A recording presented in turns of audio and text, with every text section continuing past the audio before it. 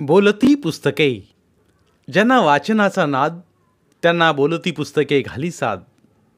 आमचं channel subscribe करा आणि सबस्क्राईब करायला इतरांनाही सांगा. नमस्कार श्रोते मित्र हो, बोलती पुस्तके सादर करीत आहे ज्येष्ठ लेखक ह मो मराठे लिखित कथा दाव. ती भिंतीच्या खोलीच्या मुळाशी बसली होती. स्वतःशीच धुमसत. खोलीत न पेटलेल्या स्टोवचा धूर भरून राहिला होता आणि तिच्या मनात राग, संताप, तिरस्कार नवऱ्याविषयीचा. नवरा समोरच बसला होता कॉटवर. तोही धुमसत होताच, पण त्याच्या हातात निदान नुकतं येऊन पडलेलं ताजं वर्तमानपत्र होतं. त्याच्या आड त्याचा चेहरा लपला होता, म्हणून तिला तो दिसत नव्हता. दिसत असता तर संताप आणि तिरस्कार व्यक्त करण्याचा एक मार्ग म्हणून ती थुंकलीही असती त्याच्या चेहऱ्यावर. सकाळ नुकतीच झाली होती. दूधवाल्यानं दूध आणि पेपरवाल्यानं पेपर आणून टाकला होता. आकाशवाणीवर भक्ती संगीत सुरू झालं होतं. त्यांच्या खोलीला भिडून असल्या सर्व चाळीतील जग जागं होऊन हालचाल करू लागलं होतं. त्यांच्या दिवसाची सुरुवात नेहमीप्रमाणेच आजही भांडणानं झाली होती. एकमेकांसाठी शिव्या शाप देऊन झाली होती. तिने स्टोव पेटवायला घेतला होता. पेटवता पेटवता खूप धूर झाला होता. खोलीभर पसरला होता. तो झोपलेलाच होता कॉटवर.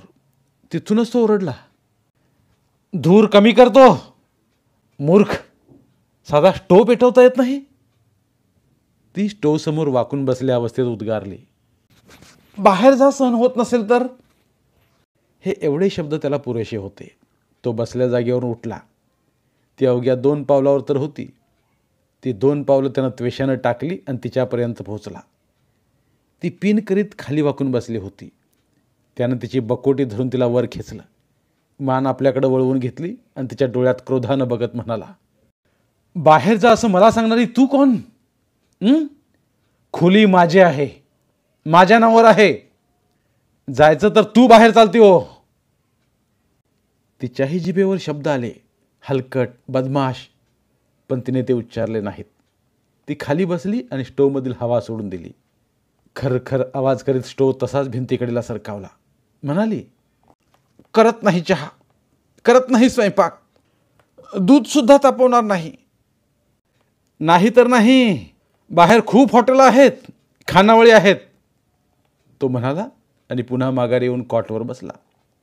ती तशीच तिथं बसली भिंतीच्या मुळाशी, रागानं, संतापानं, तिरस्काराच्या भावनेनं भरून जात. ती दोघं नवरा बायकोच होती, पण अलीकडे त्यांच्या दिवसाची सुरुवात अशी होई. अनेकदा दिवसाची समाप्तीही अशीच होई. आज तशीच सुरुवात झाली होती.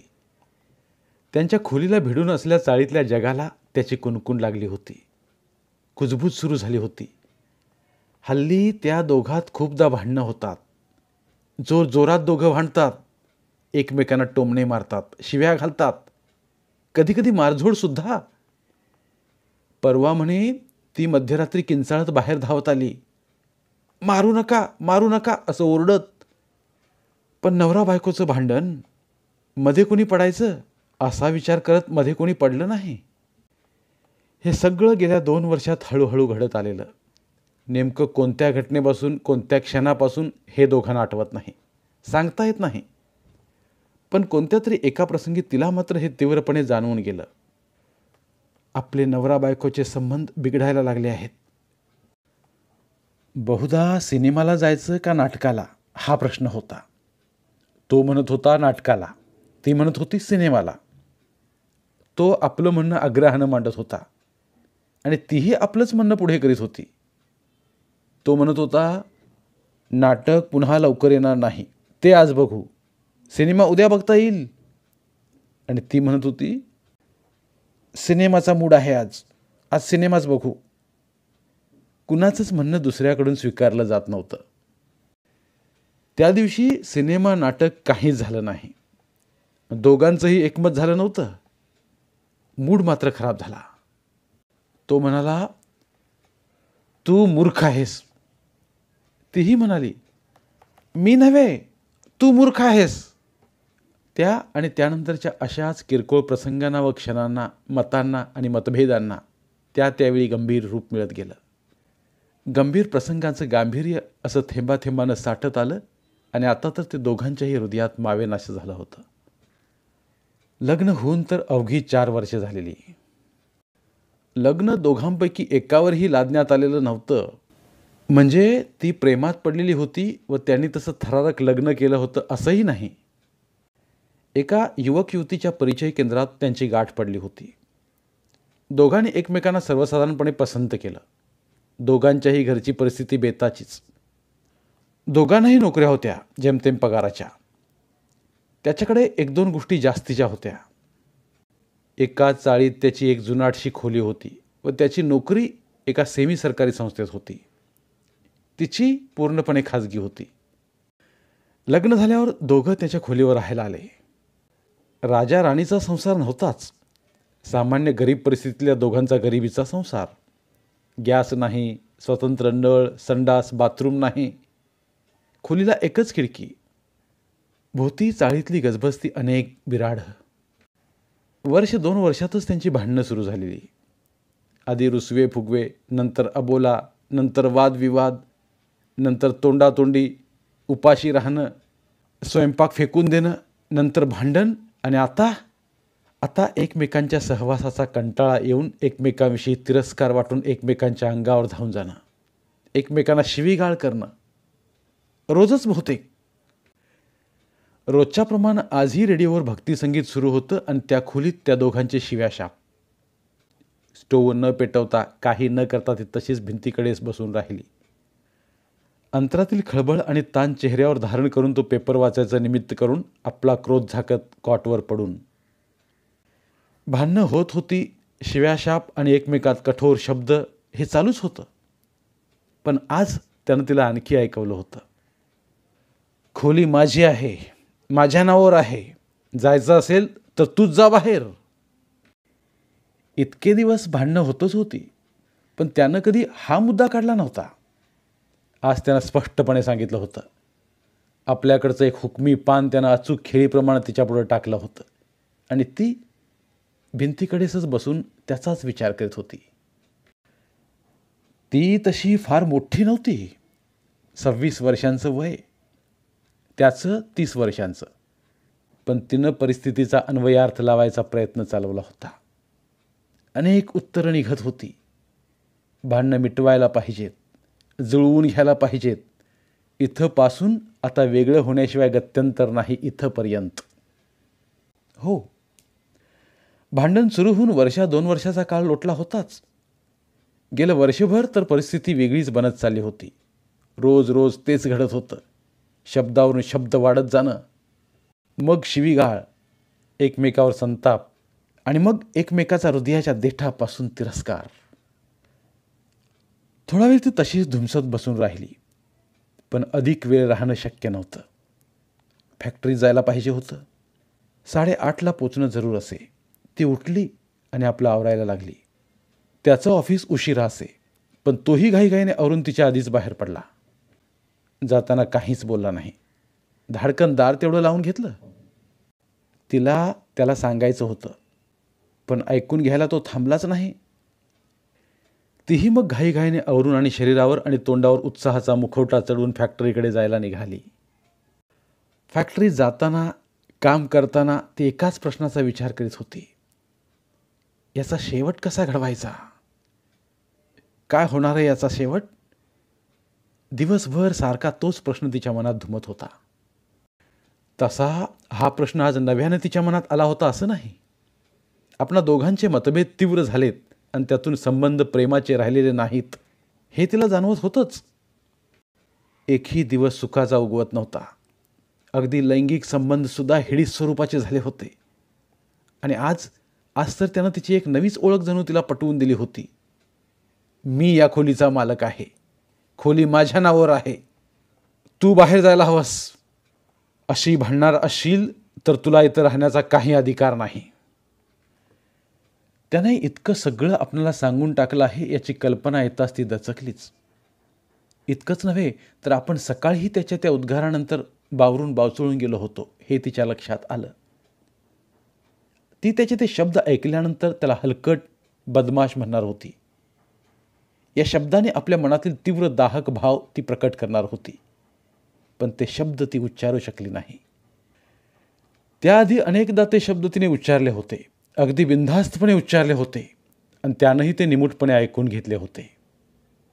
अनेकदा भांडणं झाली की तो वाटेल तसं बोले, शिव्याही घाली. तेव्हा ती सरळ सरळ त्याला प्रत्युत्तर करी आणि त्याच्यासाठी हलकट बदमाश असली विशेषणही वापरी. पण आज त्यानं वेगळंच सांगितलं होतं. खोली माझी आहे, माझ्या नावावर आहे. बाहेर जायचं असेल तर तूच जा, निघून जायचं असेल तर तू जा, जायचं असेल तर. जायचं का? तिनं स्वतःलाच प्रश्न केला. काम करताना ती हाच प्रश्न सोडवायचा प्रयत्न करीत होती. दुपारी लंचच्या वेळी हा प्रश्न फार वेगाने तिच्या मनात घोंगावत फिरला, कारण सकाळी झालेल्या भांडणाचा परिणाम म्हणून तिनं डबा तयार करून आणला नव्हता. कॅन्टीनमध्ये इतर मैत्रिणींनी आपापले पोळी भाजीचे डबे उघडले तेव्हा तिला एकदम खूप काही जाणवून गेलं आणि ती एकदम उदास होऊन बसली. का ग, डबा नाही आणलास? तिच्या मैत्रिणींनी विचारलं. त्या तिघींचा एक ग्रुप होता. तिघी एकत्र डबा खायला बसत, हास्यविनोद करत आणि कधीकधी घरगुती सुखदुःखाच्या प्रसंगावरही एकमेकांची सल्लामसलत करत.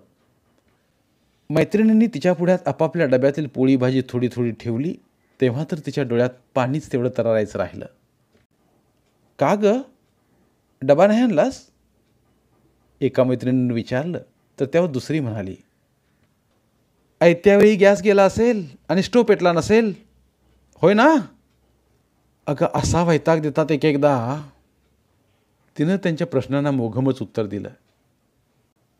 गॅस नाहीच आहे आमच्याकडे. मग स्टोव पेटला नसेल? नाही. मग भांडण झालं? नवऱ्याशी ना? अगं, ते होत नाही कधी. आणि कोणत्या नवऱ्याशी? तुला असा किती नवऱ्यांचा अनुभव आहे ग? तिघींपैकी एकीनं प्रश्न विचारला आणि हास्यविनोदात तिच्या नवऱ्याशी झाल्या भांडणाचा विषय मागेच पडला. पण तिला वाटलं आपण आपल्या मैत्रिणींपाशी आपली परिस्थिती सांगावी, त्यांचा सल्ला घ्यावा. संध्याकाळी ऑफिस सुटल्यावर ती आपल्या दोघीच मैत्रिणींना घेऊन हॉटेलात आली. काय ग विशेष? तिला मैत्रिणींनी विचारलं. मी फार मोठ्या अडचणीत सापडले, ती सांगू लागली.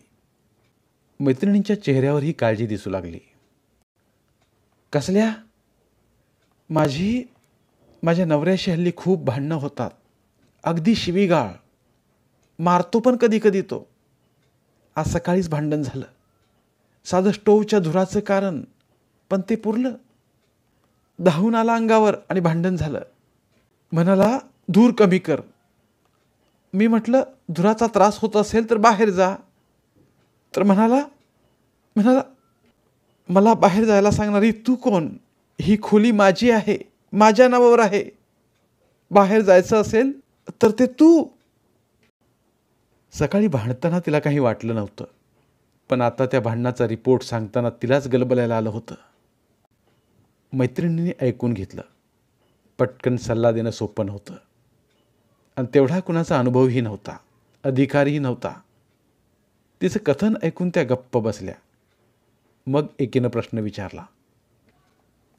कधीपासून चाललंय हे? 2 तरी वर्ष झाली. मग आजच काय असं वाटतंय अडचणीत सापडल्यासारखं? अगं, सगळ्यांचेच नवरे तर भांडतात, पण हे भांडण पराकोटीला पोचले आता. अगं, अजून मूल नाही म्हणून असेल. प्लॅनिंग सोडून दे आता. सोडून द्यायला लावलं त्यानंच 4 महिन्यांपूर्वी. मला नकोय ग इतक्यात मूल. नकोय काय नकोय, आता होऊ दे. नको. परिस्थिती तरी आहे का आमची मूल होण्या इतकी? दोघांचं मिळून 800 रुपये पगार भरतो आमचा. अगं, भागतं 800 रुपयात आणि पगार काय वाढणारच नाही का?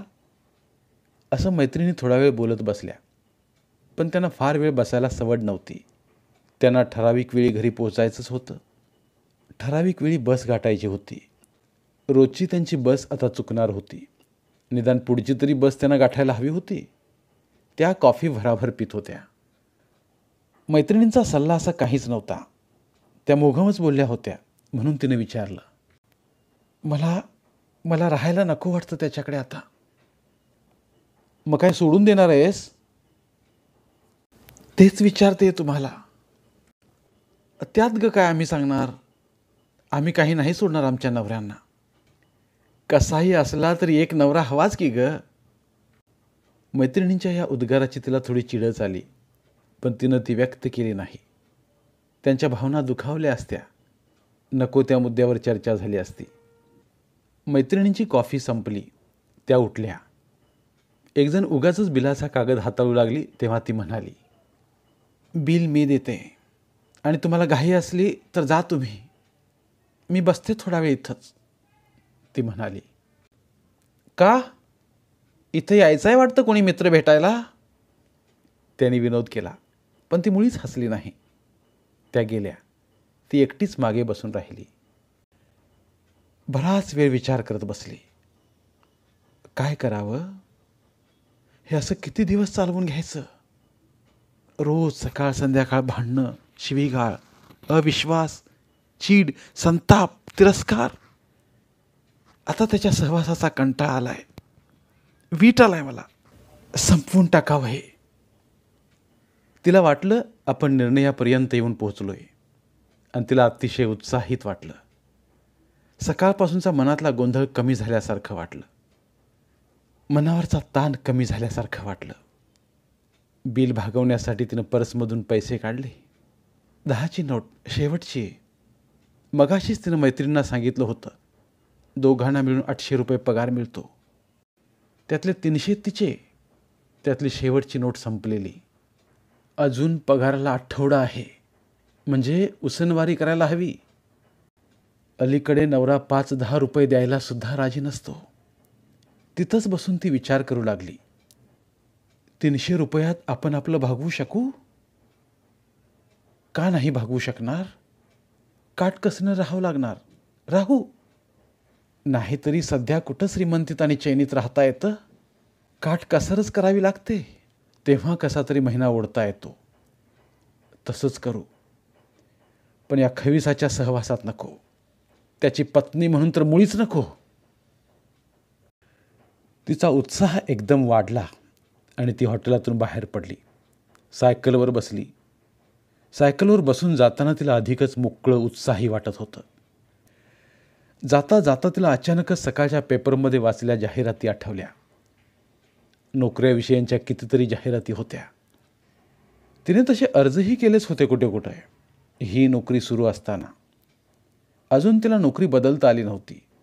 पण इथून पुढं जोरदार प्रयत्न करायला हवेत. अगदी 300 ऐवजी 350 असले तरी नोकरी बदलायचीच. बदलायलाच हवी. जादा पैसे मिळवायला हवेत. स्वतंत्र राहायचं म्हणजे तर आपलं टायपिंग बरं आहे. थोडं खाजगी काम मिळवता आलं तर सहज थोडे जादा पैसे मिळतील. एक टायपिंग मशीनच घेता आलं तर. जाता जाता तिला मोहच झाला टायपरायटरच्या किमतीची चौकशी करण्याचा आणि ती शिरलीच दुकानात. ते दुकान म्हणजे मोठा प्रसिद्ध टायपिंग क्लासही होता आणि तिथं काही कंपन्यांची टायपरायटरची विक्रीही होत असे. नव्या टायपिंग मशीनच्या किमती तिला परवडण्यासारख्या नव्हत्याच. सेकंड हँड मशीन तिथं लगेच उपलब्ध नव्हतं. पण तिने दुकानदाराला सांगून ठेवलं, एखादं सेकंड हँड मशीन असलं चांगल्या कंडिशनमधलं तर मला सांगा. जरूर, दुकानदार म्हणाला आणि त्यानं पत्ता लिहून घेण्यासाठी डायरी काढली. पत्ता सांगताना ती क्षणकाळ गोंधळली. कुठला पत्ता सांगावा बरं? घरचा म्हणजे नवऱ्याच्या खोलीचा? नातूचा खोली नंबर 17? छे, आपण राहत असलेली ती खोली माझ्या नावावर आहे, माझ्या नावावर आहे. नवऱ्याचे शब्द तिच्या कानात घुमले. तिच्या मनात त्याच्याविषयीच्या तिरस्काराने भरून गेले.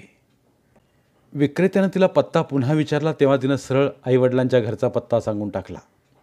बाहेर पडता पडता ती म्हणाली, तुमच्याकडे पार्ट टाईम टायपिस्ट वगैरे हवे असतात का हो? हवे असतात, पण सध्या तरी नकोत. कधी भरायची असली जागा तर मला कळवाल का? मी शोधते एखादा पार्ट टाईम जॉब. दुकानदारानं काहीच आश्वासन दिलं नाही, कारण त्याच्याकडे कितीतरी मुलं असं काम मागत. काम आलं तर बहुधा ते स्वतःच करीत. खूपच काम असलं तर त्यांच्याच क्लासमध्ये शिकून गेलेल्या मुलांना देत. त्याने तिला कोणतंच आश्वासन काम देण्याबद्दल दिलं नाही. तिला ते समजलंच. ती स्वतःचं समाधान करीत म्हणाली, स्वतःशीच, असं लगेच का काम मिळणार? प्रयत्न करीत राहायला हवंय दुसऱ्या नोकरीसाठी, जादा काम मिळवण्यासाठी. आता घटस्फोट घेऊन वेगळं एकटं राहायचं तर. त्या कल्पनेनं ती थरारून गेली. तिचं तिला वाटू लागलं, आपण याआधीच का बरं या दिशेनं विचार सुरू केला नव्हता? तसं झालं असतं तर आपण याआधीच या जाचातून, या छळातून सुटका करून घेतली असती.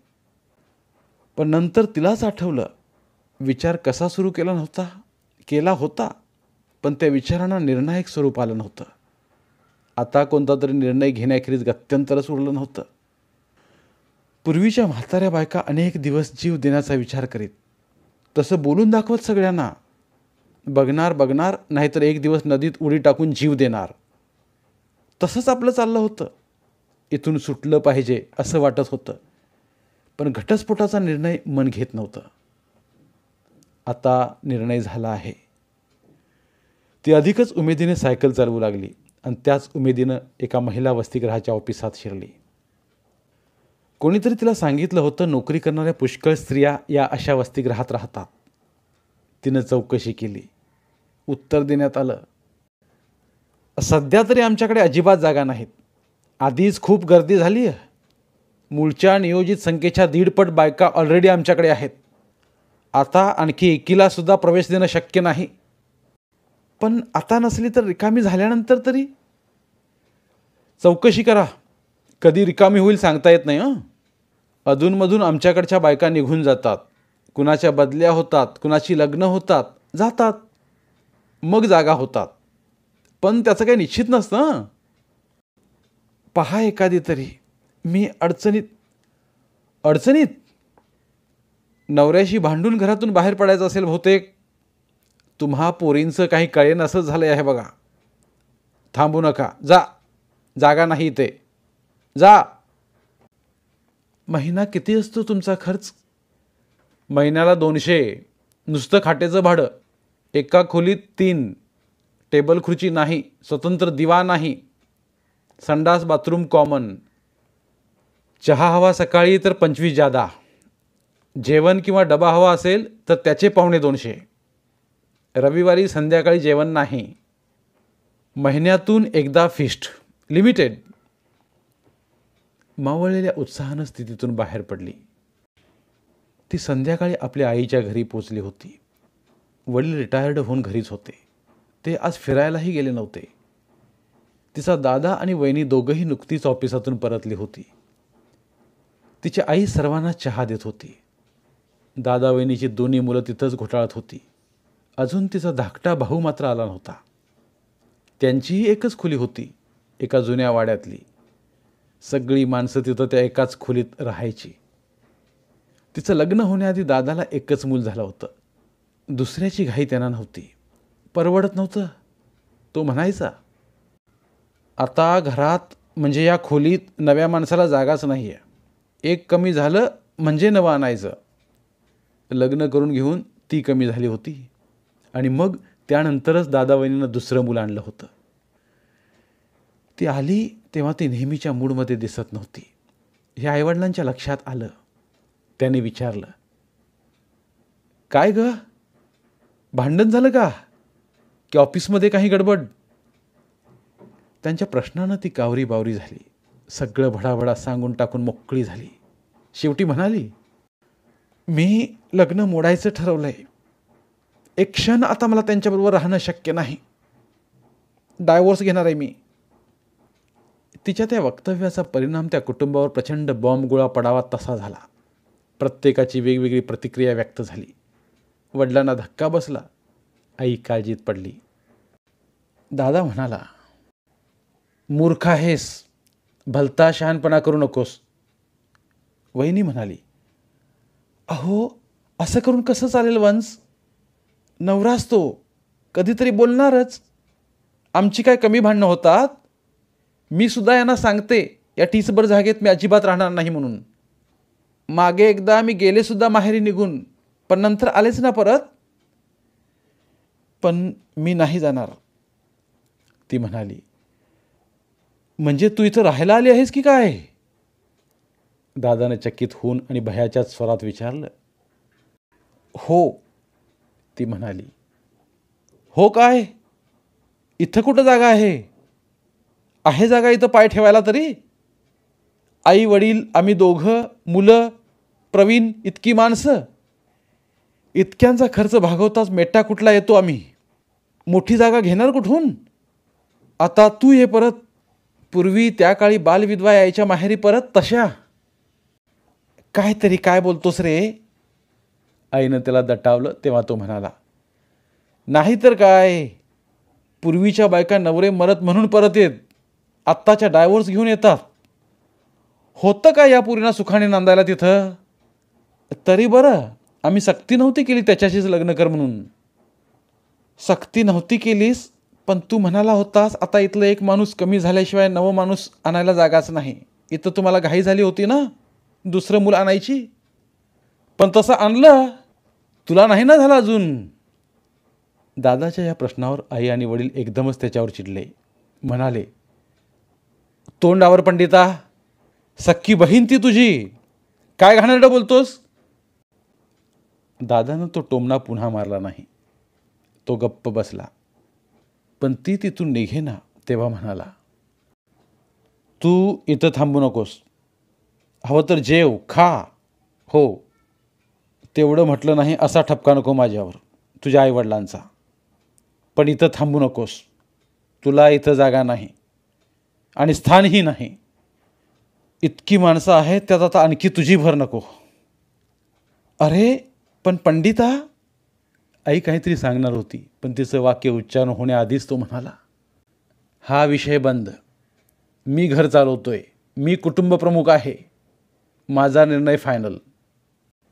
ती इथं राहू शकणार नाही. तिनं डायव्होर्स घ्यावा, हवं ते करावं, कुठेही राहावं, पण इथं नाही. दादाच्या कठोर अशा अंतिम निर्णयापुढं कोणी जादा शब्द काढण्याची शक्यताच नव्हती. उरलेल्या पैशांचा ब्रेड घेऊन ती घरी परतली तेव्हा तो आधीच येऊन पोहोचलेला तिला आढळला. ती आलेली त्यानं बघितली, पण काही बोलला नाही की ती आल्याची त्यानं दखलही घेतली नाही. तिने कपडे बदलले, स्टोव्ह पेटवला आणि दूध बघितलं. सगळं नासून गेलं होतं. तिने पातेलं उचललं आणि मोरीवर आपटलं. आला आहात आधी तर दूध नाही तापवता आलं स्टोव्ह पेटवून? तिनं प्रश्न केला, संतापून, चिडून. नाही. का? मला गरज नव्हती. का? मी बाहेर जेवून आलोय. उत्तम केलं, ती त्रागा करीत म्हणाली आणि तिनं स्टोव्ह मालवून टाकला. खर्र आवाज करीत बाजूला ढकलला. ब्रेडही तिनं तसाच डब्यात घालून झाकून ठेवला आणि ती मिनमिन त्या दिव्याखाली भिंतीला टेकून सर्वस्व संपून गेल्यासारखी बसून राहिली. थोड्याच वेळात तिला आठवण झाली. डॉक्टरीनबाईकडे जायचा दिवस आहे आजचा. उत्साह वाटत नाही. अशक्य वाटतं म्हणून काही दिवसांचं औषध त्याने दिलं होतं. आज त्यांच्याकडे जाण्याचा दिवस. तिला उत्साह नव्हता, शक्तीही नव्हती तिकडे जाण्याची, रसही नव्हता जाण्यात आणि स्वतःसाठी औषध घेण्यात. पण ती गेली नसती तर डॉक्टरबाई रागावल्या असत्या. म्हणाल्या असत्या, मी बरं करीन तुला, पण मी सांगेन त्यावेळी न चुकता सांगते ते औषध घेतलंस तर. त्या असं प्रेमळ आग्रहानं बजावतात की जावंच लागतं. पेशंटपेक्षा त्यांच्याच ध्यानात असतं कोण कधी यायचं आणि कोणाला काय कोर्स द्यायचा ते. तिला डॉक्टरबाईंचा चेहरा आठवला, त्यांची नजर आठवली, त्यांचा प्रेमळपणा आठवला आणि तिला नवा हुरूप आला. ती उठली आणि डॉक्टरबाईंकडे जाण्यासाठी पातळ बदलू लागली. मी डॉक्टरबाईंकडे चालले, पैसे संपलेत माझ्याकडचे, देणार का? त्यानं हू का चू केलं नाही. तिनं पुन्हा तोच प्रश्न विचारला तेव्हा तो म्हणाला, मला 500 रुपयेच पगार मिळतो. आता फक्त माझ्याकडे 15-16 रुपये उरलेत. तेही देऊ का तुझ्या औषधासाठी? नका देऊ, ते ठेवा माझ्या मड्यावर घालण्यासाठी. तुझ्या मड्यावर घालण्यासाठी नाही, माझ्या खर्चासाठी ठेवतोय. तुझी एक आईवडिलांकडे सोय आहे, मला कुठंतरी हॉटेलमध्येच खायला हवं. खा, हॉटेलमध्ये खा, नाहीतर आणखी कुठं खा, ती म्हणाली. त्याच्या त्या टोमण्यानं तिच्या अंतकरणात पुन्हा रागाचा, क्षोभाचा आगडोंब उसळला होता. नसानसात त्याच्याविषयीचा संताप व तिरस्कार भरून आला होता. कॉटवर झोपल्या त्याच्याकडे ती रागाने, तिरस्काराने भरलेल्या नजरेने थोडा वेळ बघत राहिली आणि बाहेर पडली. डॉक्टरीनबाईंनी तिला तपासलं आणि आनंदाने भरलेल्या चेहऱ्यानं विचारलं, तुमचे मिस्टर नाही आलेत बरोबर? नाही. का? त्यांना आनंदाची बातमी सांगायची होती. तुम्हाला दिवस गेलेत. डॉक्टरबाईंचे शब्द ऐकून तिच्या छातीत धस्स झालं. ती पेशंट तपासायच्या खोलीतून बाहेर आली. सगळी शक्ती संपून गेल्याप्रमाणे बाकड्यावर बसून राहिली. डॉक्टरबाई आतल्या रूममधून औषध घेऊन आल्या. काही नव्या औषधांचं प्रिस्क्रिप्शन लिहिलं व तिला म्हणाल्या, हे घ्या, ही नवी औषधं आणा. गेल्या महिन्यात पाळी चुकली होती ना, 2 महिने व्हायला आलेत. बाई उत्साहाने बोलत होत्या, पण तिच्या चेहऱ्यावर आनंद नव्हता, उमेद नव्हती. ते बघून बाईंनीच विचारलं, बरं नाही का वाटत? कॉफी मागू का रिक्षेने घरी जाता? नको रिक्षा, पैसे नाहीत माझ्याकडे. मी देते. नको, तुमचे औषधाचेच ठेवावे लागणार आहेत. रिक्षा भाड्याची भर नको त्यात. मी जाईन हळूहळू, ती म्हणाली आणि उठून चालू लागली. सावकाश सावकाश चालत ती खोलीवर आली. तिचा नवरा झोपला वगैरे नव्हता. कॉटवर पडून कोणतं तरी साप्ताहिक वगैरे चाळत होता. ती आल्याची त्यानं याही वेळी दखल घेतली नाही की तिची चौकशीही केली नाही. तिनं हातपाय धुतले, कपडे बदलले, भिंतीच्या मुळाशी बसली. त्याला म्हणाली, डॉक्टरबाई चौकशी करीत होत्या तुमची. त्यानं काही उत्सुकता दाखवली नाही. तीच म्हणाली, एक आनंदाची बातमी सांगायची होती तुम्हाला. तरीही त्यानं औत्सुक्य दाखवलं नाही. पुन्हा तीच म्हणाली, आनंदाची बातमी कसली नाही विचारलं? तरीही त्यानं काहीच विचारलं नाही. पुन्हा तीच म्हणाली, दिवस गेलेत मला, आणखी एक दावा आलं माझ्या गळ्यात. तरीही त्यानं काही प्रतिक्रिया व्यक्त केली नाही, औत्सुक्य दाखवलं नाही. ती तशीच भिंतीच्या मुळाशी बसून राहिली. आता तिला आपलाच तिरस्कार वाटत होता, आपलीच कीव येत होती. धन्यवाद. पुन्हा भेटूया एका नवीन कथेसोबत. मराठीतील प्रतिभावंत लेखकांचं साहित्य, कथा, कादंबऱ्या ऐकण्यासाठी आमचं बोलती पुस्तके हे चॅनल सबस्क्राईब करा. आणि मराठी साहित्याचा प्रसार करण्यासाठी प्रत्येक मराठी माणसाला सबस्क्राईब करण्यासाठी आवाहन करा. आणि बोलती पुस्तके या साहित्य चळवळीत सहभागी व्हा. आपले पुन्हा एकदा धन्यवाद.